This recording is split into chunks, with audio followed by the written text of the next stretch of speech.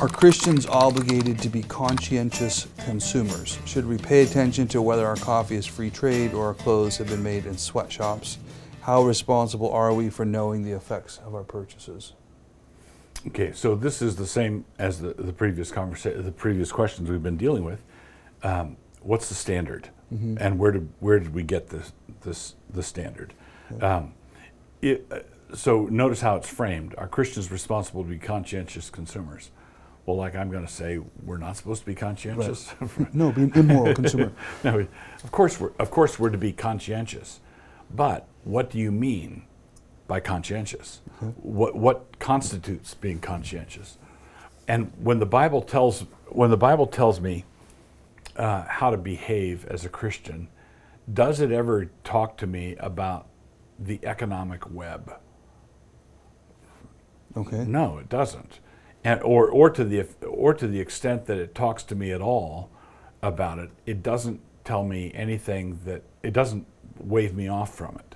So is it lawful, for example, to buy meat that was offered to an idol? Mm-hmm. Yeah. I can't stumble a brother, but I can buy meat that's offered to an idol. But am I not keeping that temple in business?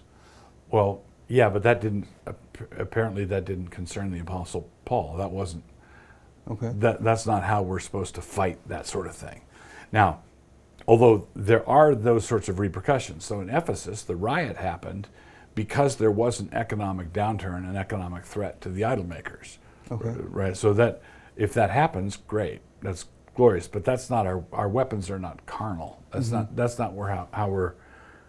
not how we're supposed to fight for justice. But are there places where you wouldn't shop? Yeah. So how does that go together then? Like, so why would you say I'm not going to go patronize that store, at the same time saying, and you can't say to buy that is immoral because of the sweatshops down the road? Okay, so the illustration I use is the difference between boycotting as a tactic and boycotting as a moral responsibility. Okay. So I don't believe that Christians have an obligation to boycott as a way of keeping yourself morally pure. Right. It's not a matter of contamination. It's a tactic. It's an economic choice. So let's say I live in a small town, and there's only one gas station, and that gas station starts selling porn. Mm-hmm. Okay, and the next small town is 5 miles away, and all the Christians say, "Hey, let's teach, Right. Billy a lesson. Let's start buying our gas." Right. 5 miles away. I don't mind doing that at all. And then if he says, okay, I'm not going to carry porn anymore, then good. You deployed the tactic and it worked.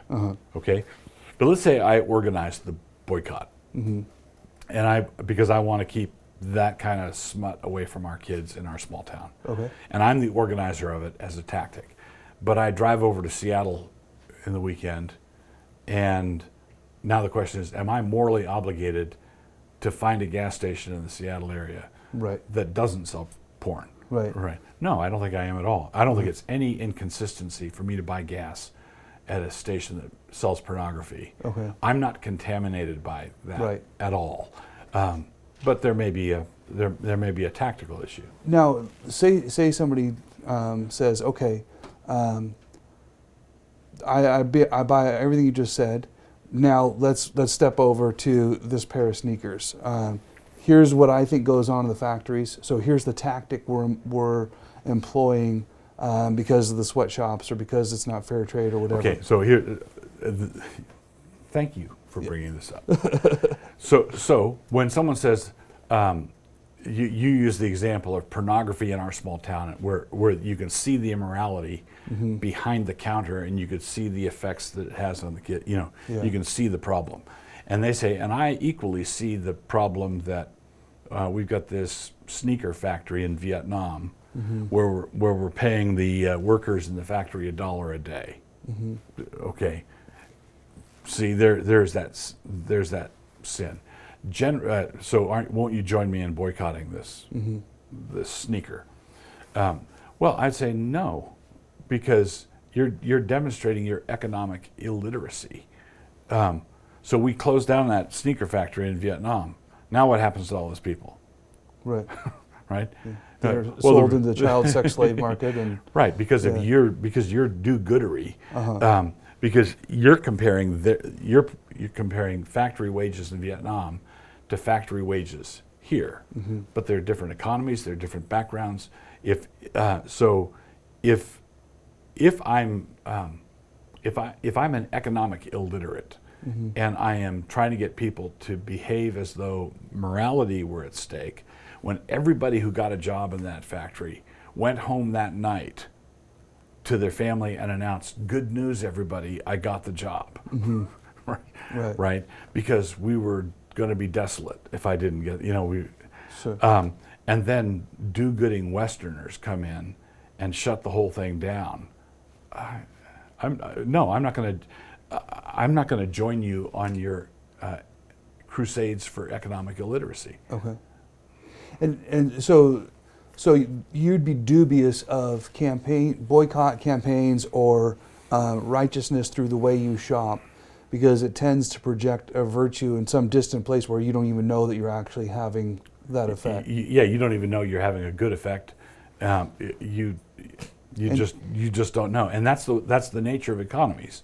So if I'm dealing with $1 billion economy, how far out from my purchase does it have to get before I don't know anything? Right.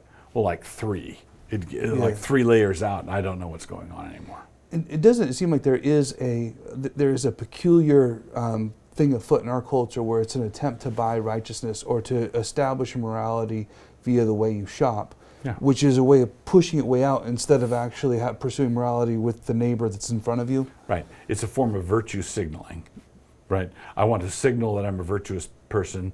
I'm at Starbucks. I don't need the extra temperature sleeve. Because I'm saving a rainforest. I'm saving a rainforest. It's all virtue signaling, and it's because we don't want to repent of the actual sins that God told us to not commit, which would be fornication and theft and covetousness and greed and idolatry. Those are things God says, stop those and we'll be fine. Okay. So it seems like these are sort of the tithing, the mint, and the cumin kinds of things, and missing the neighbor in front of you. Right.